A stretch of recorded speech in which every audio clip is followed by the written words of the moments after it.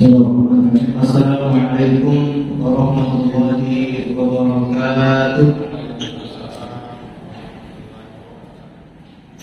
Alhamdulillahirabbil alamin wa bihi nasta'inu ala umuri dunya waddin. Wassalatu wassalamu ala Rasulillah wa ala alihi wa sahbihi ajma'in. Allahumma 'allimna ma yanfa'una wanfa'na bima 'allamtana وزدنا علما يا ربنا وأصلح لنا شأننا كلها ولا تكلنا إلى أنفسنا طرفة عين. Ma'asyiral muslimin wal muslimat, saudara-saudara sekalian yang semoga dimuliakan oleh Allah Subhanahu wa taala. Bagaimana kabarnya Bapak sekalian? Alhamdulillah, semoga selalu diberi kesehatan oleh Allah, keistiqomahan dan dimudahkan urusannya oleh Allah Subhanahu wa taala. Amin, Allahumma amin. Kita panjatkan puji syukur kehadirat Allah Subhanahu wa taala karena pada kesempatan malam yang berbahagia ini Allah Subhanahu wa taala pertemukan kita kembali di dalam rumahnya yang mulia untuk sama-sama belajar menuntut ilmu syar'i. Kita berharap dengan majelis ilmu ini Allah berkenan memberikan untuk kita semuanya ilmu yang bermanfaat sehingga bisa kita amalkan sebagai bekal untuk menghadap kepada Allah Jalla wa Ala. Salawat serta salam semoga tetap tercurahkan kepada baginda Rasulullah Sallallahu Alaihi Wasallam, kepada seluruh keluarganya, para sahabatnya dan umatnya yang setia mengikuti tuntunannya sampai hari kiamat. Ma'asyiral muslimin yang dimuliakan oleh Allah Subhanahu wa taala. Pada kesempatan malam hari ini kita akan mempelajari sebuah buku, sebuah kitab yang agung yang berjudul Al-Kabair, yang artinya apa? Dosa-dosa besar. Nah, sebelum kita lebih jauh membahas tentang isi daripada buku ini, maka terlebih dahulu kita mencoba berkenalan, mengenal siapa pengarangnya dan apa isi daripada buku ini. Ya, karena semakin mengenal buku ini, insya Allah kita akan semakin semangat untuk mempelajarinya. Dan karena tak kenal maka tak sayang, kita butuh berkenalan. Maka yang pertama kali kita ketahui adalah tentang musannif dan juga musannaf. Jadi ada istilah musannif, ada istilah musannaf. Apa bedanya itu? Musannif sama musannaf. Kalau musannif berarti pengarangnya, kalau musannaf berarti buku karangannya. Musannif sama musannaf. Nah, sekarang kita berkenalan dengan musannif, pengarang buku ini. Siapa pengarangnya? Beliau adalah Al-Imam Al-Hafidh Syamsuddin Muhammad bin Ahmad bin Uthman Al-Zahabi. Panjang ya namanya. Siapa tadi? Al-Imam Al-Hafidh Syamsuddin Muhammad bin Ahmad bin Uthman Al-Zahabi. Kira-kira namanya yang mana ya? Al-Imam Al-Hafidh Syamsuddin Muhammad bin Ahmad bin Uthman Al-Zahabi. Kira-kira namanya yang mana? Syamsuddin. Karena ada yang punya nama Syamsuddin ya. Baik, nama beliau yaitu Muhammad bin Ahmad. Itu nama beliau. Pengarangnya siapa? Muhammad bin Ahmad. Lah, yang tadi di depan itu nama apa? Ini adalah julukan. Ya. Jadi beliau itu dijuluki Al-Imam, seorang ulama, seorang imam.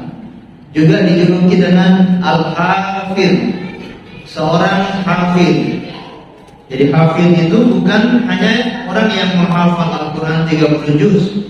Tapi kalau di zaman dahulu, para ulama ketika digelari dengan Al-Hafidh, berarti ulama yang sudah punya tingkat tertinggi di dalam ilmu hadis. Jadi beliau yang tidak hanya menghafal ribuan hadis, tapi beliau juga menghafal riwayat-riwayatnya sekaligus tahu orang-orang yang meriwayatkan hadis itu. Jadi tidak hanya hafal hadisnya saja, tapi orang-orang yang meriwayatkan hadis itu pun dihafal oleh beliau. Ini mendapatkan gelar Al-Hafidh. Maka kita tahu di kalangan para ulama banyak sekali yang mereka digelari dengan Al-Hafidh. Di antaranya beliau ini, yaitu Al-Hafidh Adz-Dzahabi. Atau kita pernah mendengar nama Imam Ibnu Katsir, penulis buku tafsir. Beliau juga dijuluki Al-Hafidh. Imam Ibnu Hajar Al-Asqalani juga dijuluki dengan Al-Hafidh. Imam Ibnu Hajar Al-Haythami juga dijuluki dengan Al-Hafidh. Dan banyak ulama-ulama yang lain yang mencapai gelar Al-Hafidh. Seperti juga Imam Az-Zahabi. Syamsuddin itu bukan nama beliau, tapi ini adalah julukan beliau. Artinya apa Syamsuddin? Mataharinya agama. Syamsu itu matahari, Ad-Din itu agama. Syamsuddin mataharinya agama yang menerangi agama. Karena manfaat yang besar, ya, punya sumbangsih kepada agama ini, beliau digelari dengan Syamsuddin. Baru kemudian nama beliau siapa tadi? Muhammad bin Ahmad. Nah, jadi kalau ketika ditanya siapa yang menulis buku Al-Kabair, yang menulis adalah Imam Muhammad bin Ahmad. Namun terkenalnya beliau itu dengan istilah Az-Dzahabi. Jadi para ulama mengenal beliau dengan sebutan Imam Az-Dzahabi. Apa itu Az-Dzahabi? Az-Dzahabi itu artinya emas. Dalam bahasa Arab, zahab itu emas. Beliau dijuluki Az-Dzahabi dengan emas, dijuluki dengan emas. Apa maksudnya emas? Yang pertama, karena orang tua beliau adalah pengrajin emas. Orang tua beliau pengrajin emas, dan beliau sendiri juga pernah berprofesi sebagai pengrajin emas. Ini diantara julukan kenapa dijuluki Zahabi. Yang kedua, karena beliau juga bagaikan emasnya umat ini. Beliau bagaikan emasnya umat ini. Begitu berharga, begitu bermanfaat. Apa-apa yang beliau lakukan untuk agama ini sangat membantu dan bermanfaat untuk kaum muslimin. Beliau bagaikan emas yang sangat berharga, yang bernilai karena ilmu, ketakwaan dan juga warok, ya, beliau. Makanya murid beliau yang bernama Imam Tajuddin As-Subki, murid beliau namanya Imam Tajuddin As-Subki. Itu beliau pernah berkomentar mengatakan, "Zahabu al-asr ma'nan wa lafdhan." Imam Az-Zahabi itu emasnya zaman itu, emas dari sisi makna dan dari sisi lafaz. Dari sisi makna, ya, artinya beliau memang ilmunya sebagai bagaikan emasnya umat tersebut, dan lafaz memang beliau pernah menjadi pengrajin emas, sehingga beliau dikenal dengan Imam siapa tadi? Imam Az-Zahabi rahimahullahu ta'ala. Beliau lahir di kota Damaskus pada tahun 673 Hijriah, dan beliau juga wafat di kota Damaskus tahun 748 Hijriah rahimahullahu rahmatan wasi'ah. Baik, ini tadi kita mengenal tentang musannif. Sekarang kita mengenal tentang musannaf, yaitu bukunya beliau. Ya, buku ini beliau sendiri yang memberi judul dengan istilah Al-Kabair, yaitu dosa-dosa besar. Ya, beliau memberi judul buku ini dengan Al-Kabair, ya, dosa-dosa besar, yang beliau tuliskan sekitar 76 dosa besar. Sekitar 76 dosa besar yang beliau tuangkan dalam bukunya ini. Ya, berharap semoga pembaca kita sekalian bisa mengambil faedah dari buku ini dan bisa menghindari hal-hal yang menjadi dosa-dosa besar tersebut. Ya, ini insya Allah buku yang akan kita pelajari seterusnya di Masjid Al-Muhajirin, yaitu mengkaji kitab Al-Kabair, dosa-dosa besar. Berikutnya Apa tujuannya? Kenapa kita perlu membahas dan mengkaji buku ini? Perlu atau tidak? Kalau nggak perlu ya udah selesai. Nggak perlu. Nah, kita sangat perlu.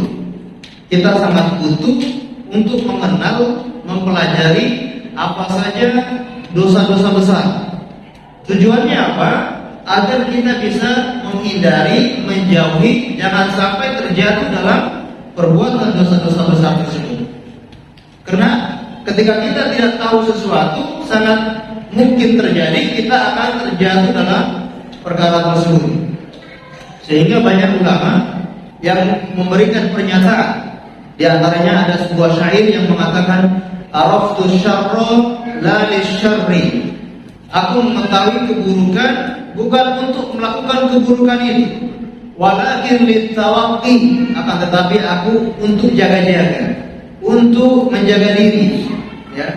Kemudian kata beliau, "Wa man lam ya'rif syarra minal khairi waqa'a fihi." Barang siapa yang tidak mengetahui keburukan dari kebaikan atau tidak bisa membedakan antara keburukan dan kebaikan, waqa'a fihi, bisa jadi dia akan terjerumus di dalam keburukan tersebut. Para sahabat Nabi SAW juga sama. Mereka mempelajari keburukan untuk bisa terhindar dari keburukan tersebut. Sebagaimana pernyataan dari seorang sahabat yang bernama Hudzaifah ibn al-Yaman. Kata Hudzaifah ibn al-Yaman, "Kana an-nasu yas'aluna Rasulullah sallallahu alaihi wasallam 'anil khair." Dahulu para sahabat Nabi sallallahu alaihi wasallam bertanya kepada Rasulullah itu tentang perkara-perkara yang baik. Banyak para sahabat yang ketika bertanya kepada Nabi, mereka bertanya tentang perkara-perkara yang baik. Namun apa kata Hudzaifah? "Wa kuntu as'aluhu 'anil syarr." Akan tetapi aku bertanya kepada Rasulullah tentang perkara-perkara yang buruk. Kenapa beliau bertanya tentang perkara-perkara yang buruk? Makhafata ayyudrikani, karena aku takut keburukan itu bisa mengenai saya. Aku takut aku terjerumus di dalam keburukan-keburukan tersebut. Maka di sini kita sangat perlu untuk mempelajari dosa-dosa besar supaya pada gilirannya nanti kita bisa terhindar daripada dosa-dosa besar. Baik, ketika kita menyebutkan kalimat dosa besar, berarti di sana ada dosa besar, ada dosa kecil. Sepakat ini? Insya Allah semua sepakat ya. Ada dosa besar, ada dosa kecil. Berarti kalau dosa kecil tidak mengapa. Kalau berarti dosa kecil kita boleh lakukan. Yang dilarang itu kan dosa-dosa besar. Kalau dosa-dosa kecil, ya tidak apa-apa kita lakukan. Begitu maksudnya? Bukan begitu ya. Ketika para ulama membagi ada dosa besar, ada dosa kecil, tujuannya supaya kita bisa membedakan tingkatan dosa. Ketika para ulama membedakan itu, supaya kita bisa mengetahui tingkatan-tingkatan dosa. Tujuannya apa? Ketika kita sedang dihadap, harusnya kita meninggalkan semua dosa ini. Seharusnya kita meninggalkan dua atau semua dosa ini. Tapi ini pilihannya memang tidak bisa. Harus salah satunya kita lakukan. Maka pilihlah dosa yang kecil, dosa yang lebih kecil. Nah, ini diantara faedahnya kita mengetahui al-kabair, atau para ulama itu membedakan ini dosa besar, ini dosa kecil, itu untuk membedakan tingkatan dosa, bukan untuk meremehkan dosa-dosa kecil. Nah, bukan sama sekali untuk meremehkan dosa-dosa kecil, karena yang namanya dosa ya, itu di pandangan syariat ya, atau di pandangan para ulama, di pandangan para sahabat Nabi, namanya semua dosa itu berbahaya. Jadi mereka tidak bedakan ini dosa kecil, ini dosa besar. Ini kan cuma dosa kecil, tidak apa-apa saya kerjanya, tidak apa-apa saya langgar. Para sahabat Nabi tidak punya kamus dalam masalah ini. Mereka tidak punya pandangan semacam ini. Bagi mereka semua dosa itu berbahaya dan akan sebuah maksiat, maka jangan kita menganggap ini kan cuma dosa kecil, ini kan cuma maksiat remeh, maksiat ini bukan dosa besar. Tapi pandanglah siapa yang sedang kita maksiati. Kira-kira siapa yang sedang kita maksiati? Allah Subhanahu wa Ta'ala. Ketika kita melakukan dosa, sejatinya kita sedang ingkar kepada Allah, kita sedang membangkang kepada Allah, kita sedang melawan kepada Allah Subhanahu wa Ta'ala, meskipun itu dosa kecil. Sahabat Abdullah bin Mas'ud radhiyallahu ta'ala anhu juga berkata, ya, innal mu'min yara dhunubahu ka'annahu qa'idun tahta jabalin yakhafu an yaqa 'alaihi. Sesungguhnya seorang mukmin itu melihat dosa-dosanya bagaikan dia sedang duduk di bawah sebuah gunung dan gunung itu hampir runtuh mengenainya. Jadi seorang mukmin kalau melihat sebuah dosa itu bagaikan dia sedang berada di bawah bukit gunung dan gunung itu sedang hampir rubuh untuk menimpanya. Maka apa maksudnya? Dia harus segera lari, segera menghindar dari dosa kecil itu, ya, sejauh-jauhnya. Seakan-akan gunung itu mau menimpa kita. Kalau kita tahu, ya, mau longsor, gunung itu mau meletus, kita akan lari sejauh-jauhnya. Begitulah ketika kita memandang sebuah dosa. Kita memandang sebuah dosa, azab Allah itu akan mau jatuh menimpa kita, maka kita pun segera menghindar sejauh-jauhnya dari sebuah dosa. Kemudian kata beliau, fa innal fajiru ya'dhunubahu kadubabin yamurru 'ala anfihi. Adapun orang yang berbuat dosa, orang-orang yang melakukan maksiat, mereka menganggap dosa itu bagaikan seekor lalat yang hinggap di hidungnya, dia hanya tepis begini saja. Artinya apa?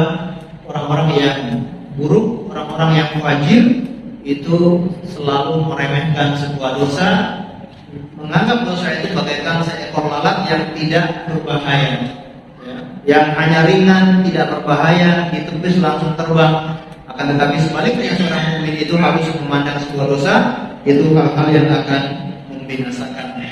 Dari sini, ma'asyiral muslimin yang dimuliakan oleh Allah Subhanahu wa Ta'ala, kita belajar dosa-dosa besar, ya, untuk mengetahui tingkatan dosa.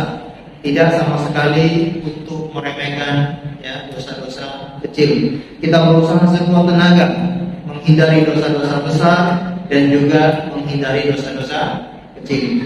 Karena ada sebuah kaidah dari seorang ulama atau dari kalangan para ulama, laisatil kabira ma'at taubah wa laisatis saghira ma'al israr. Jadi tidak ada dosa besar, ya, ketika disertai dengan taubat.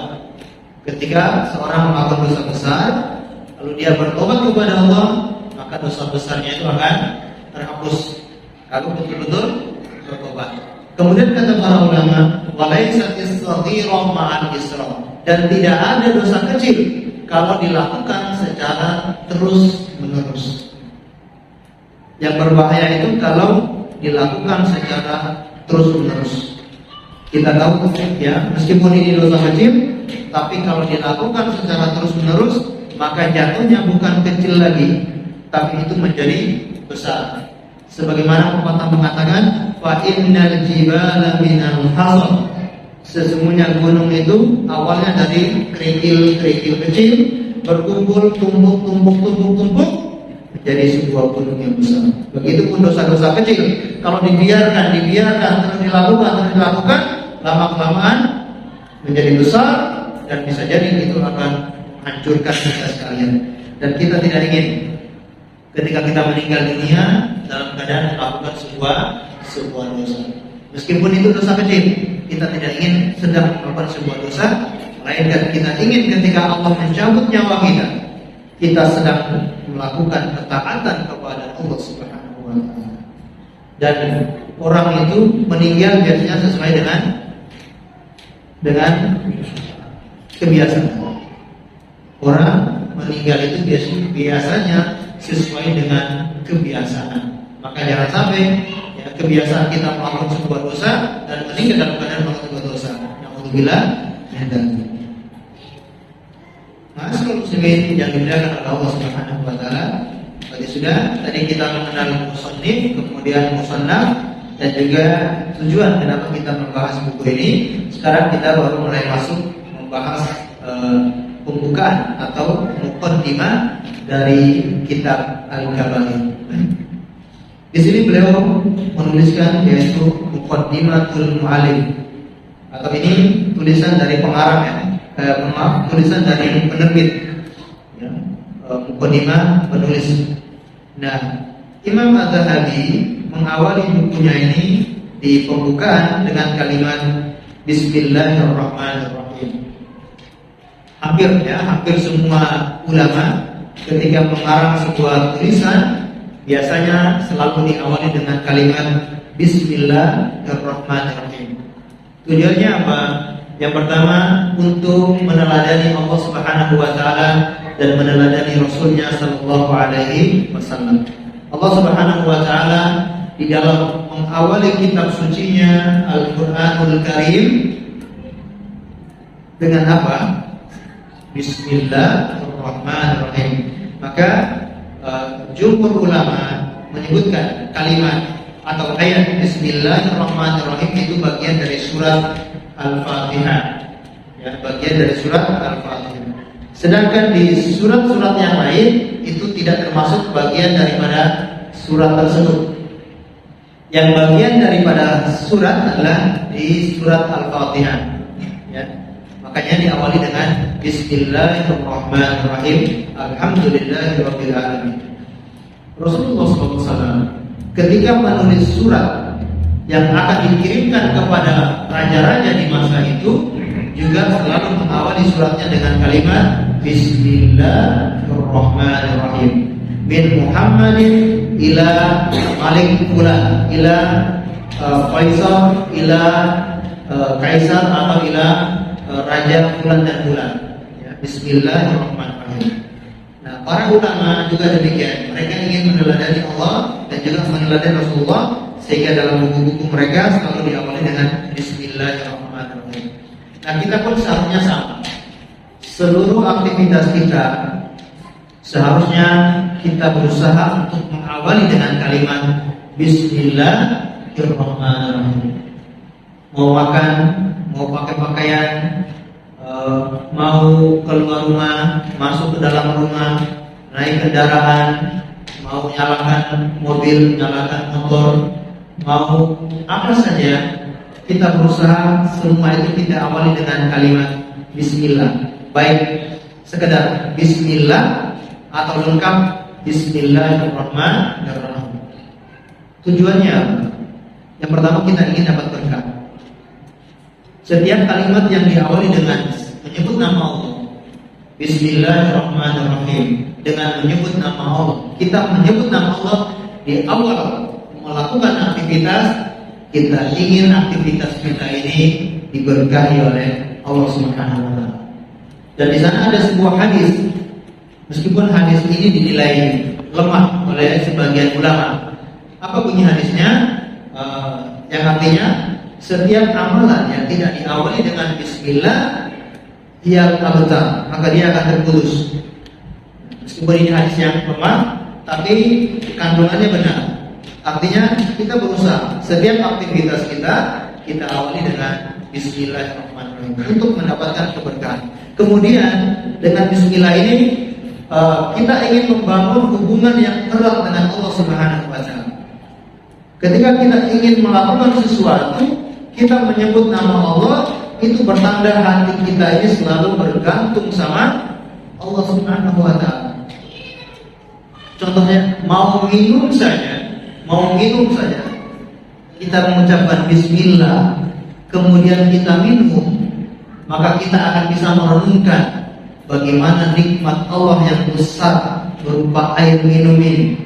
Kalau Allah tidak tolong kita, Allah tidak bantu kita, air ini sampai ke mulut kita tidak akan menikmati walau hanya seteguk air saja.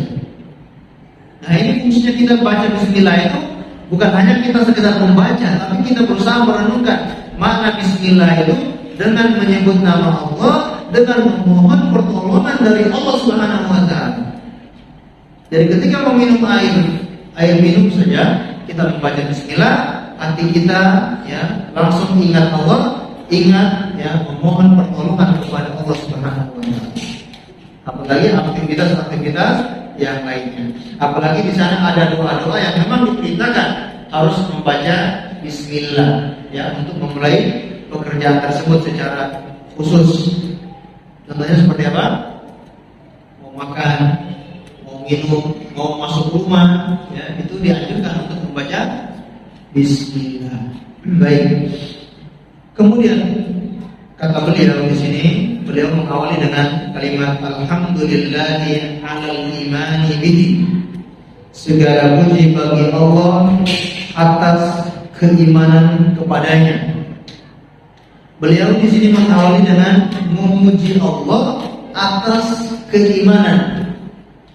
Iman itu perlu disyukuri atau enggak? Perlu atau tidak? Kenapa perlu disyukuri?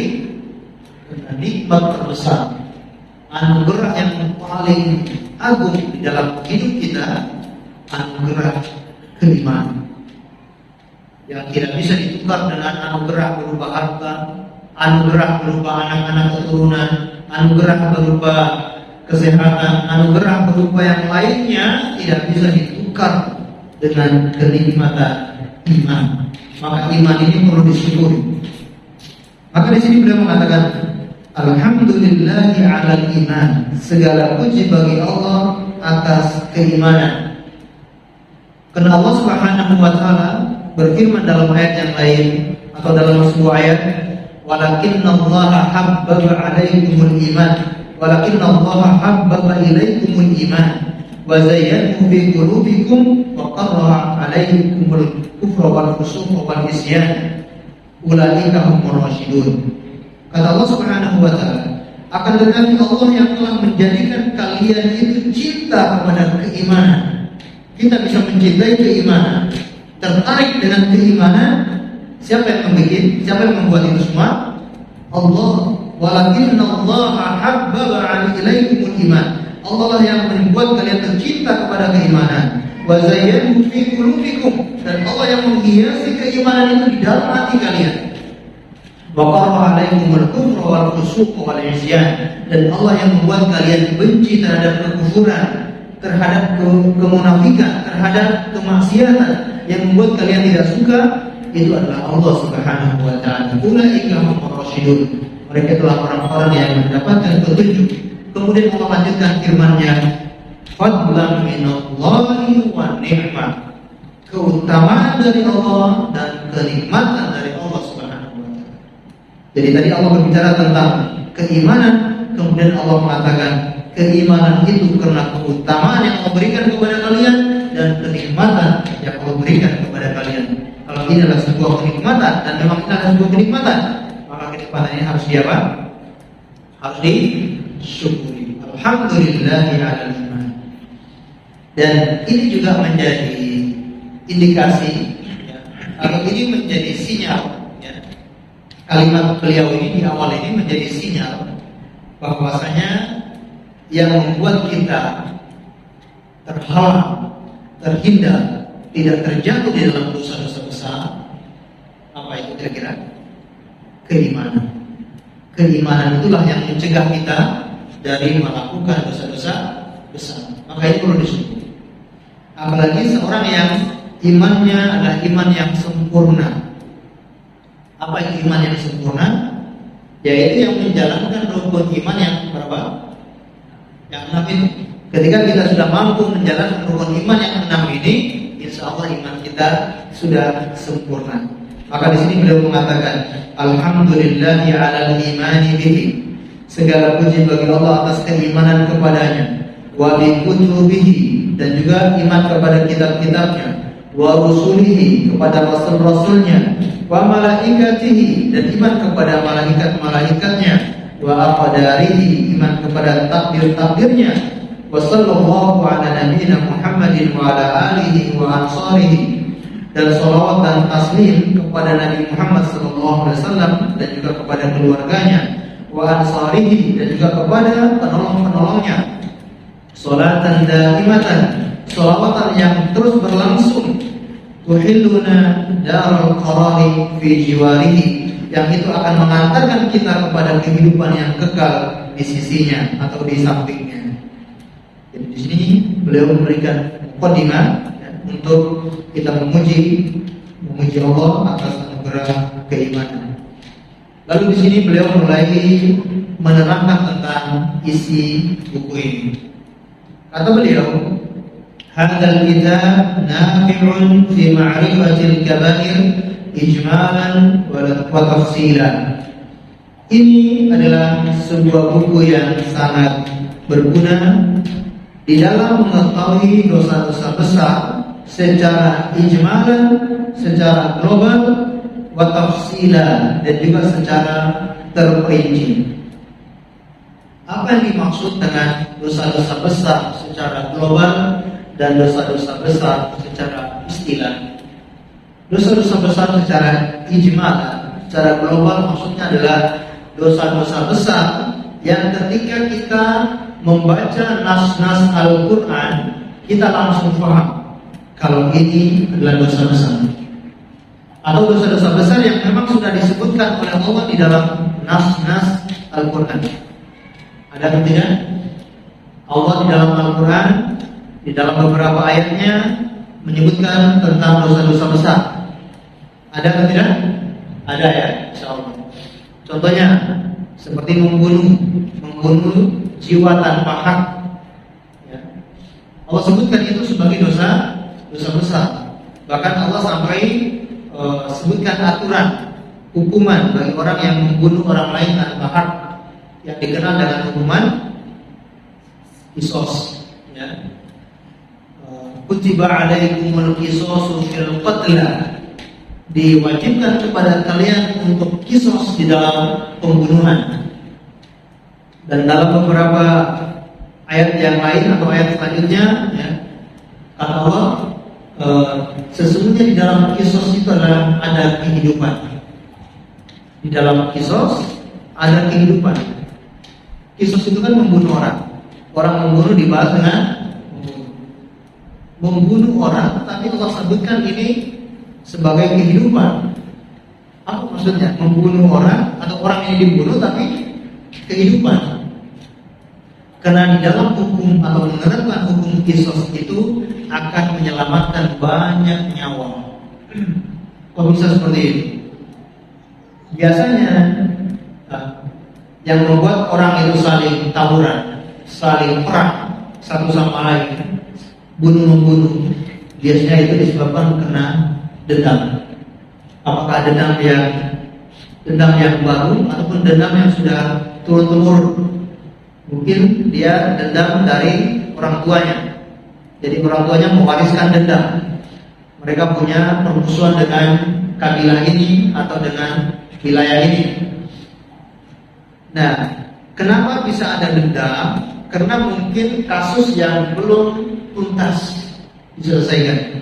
Sebuah kasus yang tidak diselesaikan secara tuntas, yang tidak diselesaikan sampai adanya keridhaan dan kerelaan dari kedua belah pihak, biasanya itu akan mewariskan sifat dendam. Dan kalau dia punya kekuatan di kemudian hari, dia akan berusaha untuk membalas.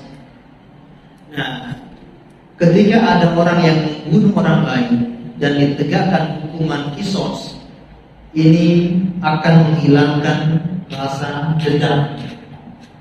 Karena dia tidak dendam lagi, karena orang yang membunuh sudah dibunuh. Ngapain dendam? Sudah dibalas yang setimpal. Yang membunuh juga dibalas dengan membunuh. Maka akan hilang rasa dendam itu dalam diri orang.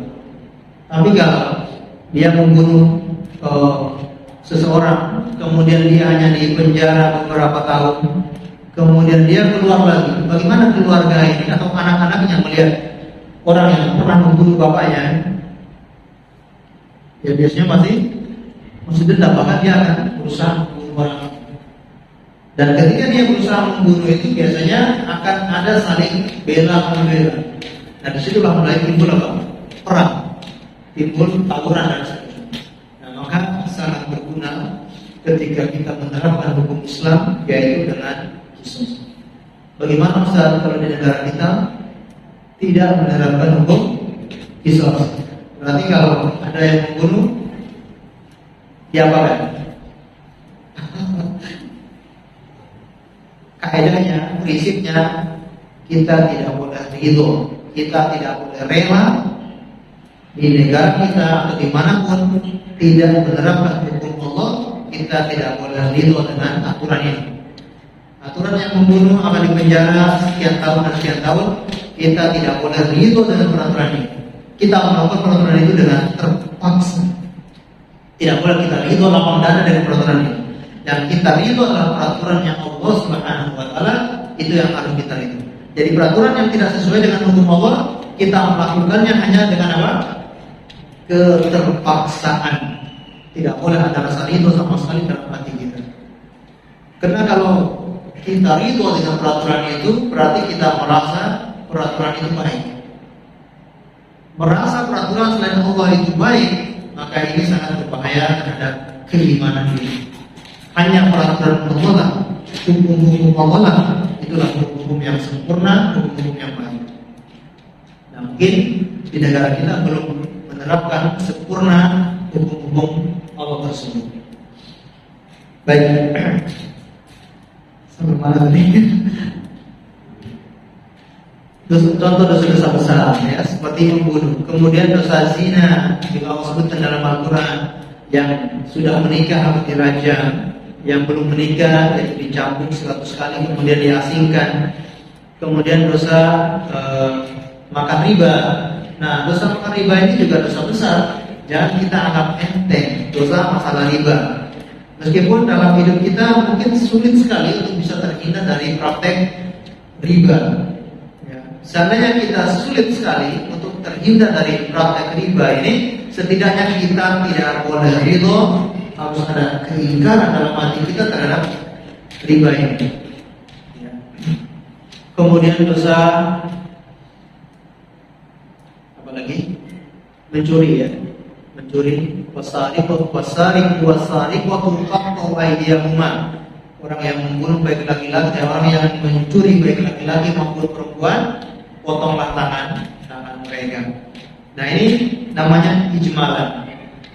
Dosa-dosa besar yang disebutkan oleh Allah dalam nas-nas Al-Quran. Wa tafsilan, dan juga dosa-dosa besar yang disebutkan atau didapatkan dari menyimpulkan beberapa nas, beberapa dalil yang ada, dicari, disimpulkan kalau ini adalah dosa besar. Dan dosa besar itu ada ciri-cirinya. Dosa-dosa besar itu ada ciri-cirinya. Contohnya apa? Para ulama memberikan ciri-ciri dosa besar. Yang pertama, ketika ada sebuah perbuatan yang mendatangkan laknat Allah, maka itu adalah dosa besar. Ketika ada perbuatan yang Rasulullah mengatakan aku berlepas diri darinya, maka ini dosa besar. Atau Rasulullah mengatakan bukan golongan saya, laisa minna, atau laisa minni, bukan golonganku atau bukan golongan kami. Nah, maka perbuatannya adalah dosa besar. Atau dosa yang ada ancaman dari Allah atau dari Rasulnya. Seperti apa? Man kadzaba alayya muta'ammidan falyatabawwa maq'adahu minan nar. Barang siapa yang berkata atas namaku, ya, atau berdusta atas namaku, hendaknya dia siap-siap tempat duduknya di neraka. Nah, dosa-dosa yang ada ancaman semacam ini, maka ini juga termasuk dosa besar. Nah, Imam At-Tahawi beliau menyimpulkan dari nas-nas, dari hadis-hadis yang ada, kemudian beliau menyimpulkan menjadi sebuah dosa besar. Lalu beliau menyimpulkan dalam bukunya ini. Maka di sini beliau mengatakan ini adalah kitab yang sangat berguna untuk mengetahui dosa-dosa besar, baik secara ijmalan maupun tafsilan. wa razaqanallahu istinabuha bi rahmatihi. Semoga Allah memberi kita karunia untuk menjauhi dosa-dosa itu semuanya dengan rahmat Allah Subhanahu wa taala.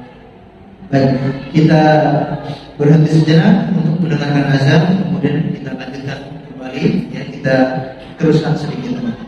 Atau ketika ada pertanyaan maka akan kita jawab setelah azan. Insyaallah.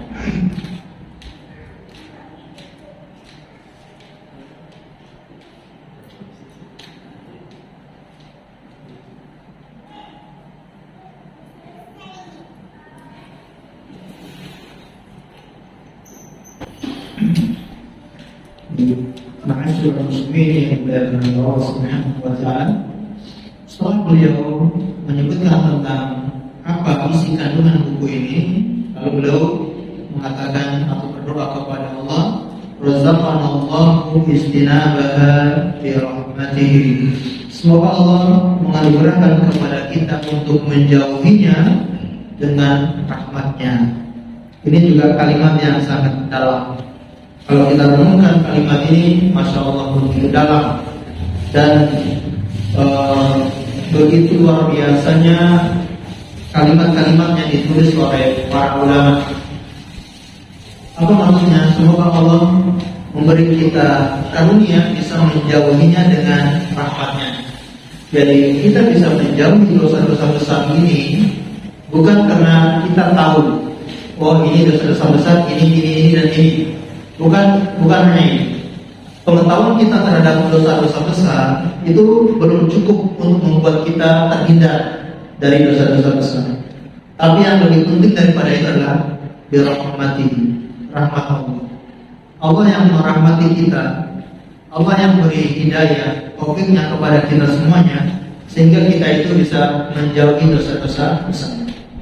Kalau kita tidak diberi taufik oleh Allah, tidak dikasih hidayah, tidak dirahmati oleh Allah, mungkin kita sulit untuk meninggalkan dosa-dosa besar. Tapi kenyataannya sekarang kita, alhamdulillah, Allah jauhkan kita dari dosa-dosa besar. Ini semua bukan karena kehebatan, bukan karena pengetahuan kita yang banyak, bukan. Tapi ini semua karena rahmat Allah Subhanahu wa taala. Kalau ini semua karena rahmat Allah Subhanahu wa taala, maka kita pun tidak putus-putus untuk terus memohon hidayah, petunjuk, memohon kekuatan, bergantung kepada Allah Subhanahu wa taala. Jangan kita bergantung dengan ilmu kehebatan kita sendiri, tapi kita selalu bergantung kepada Allah dalam hal menjauhi dosa-dosa besar ini. Makanya banyak sekali Rasulullah mengajarkan kepada kita doa-doa perlindungan supaya kita itu selalu dijaga, dilindungi oleh Allah Subhanahu wa taala. Bahkan Allah sendiri mengajarkan kita dalam setiap hari 17 kali memohon petunjuk hidayah kepada Allah Subhanahu wa taala. Di dalam surat Al-Fatihah, Allah mengajarkan kepada kita untuk minta hidayah, minta petunjuk supaya kita dikasih petunjuk oleh Allah Subhanahu wa taala. Ihdinas siratal mustaqim. Nah, ketika melewati ayat ini, kita berusaha merenungkan secara mendalam. Jangan kita membaca hanya numpang lewat saja, tapi kita berusaha merenungkan. Ihdinas siratal mustaqim. Tunjukilah kami ke jalan yang lurus. Tunjukilah kami ke jalan keistiqomahan.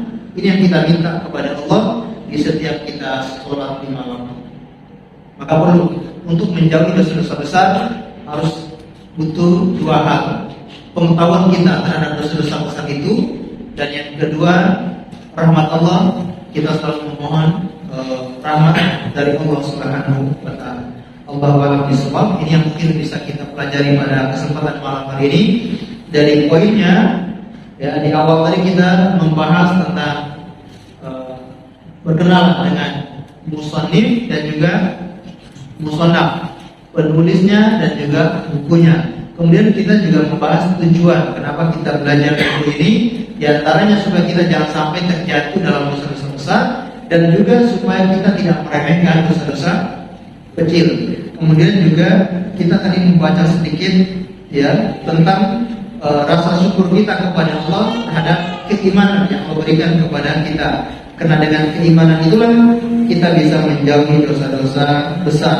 Dan juga kita sedikit menyinggung tentang isi daripada buku ini, yaitu mempelajari dosa-dosa besar secara apa tadi? Global dan juga terperinci. Mudah-mudahan kita bisa mendapatkan faedah dari apa yang kita pelajari malam hari ini. Allah a'lam bishawab.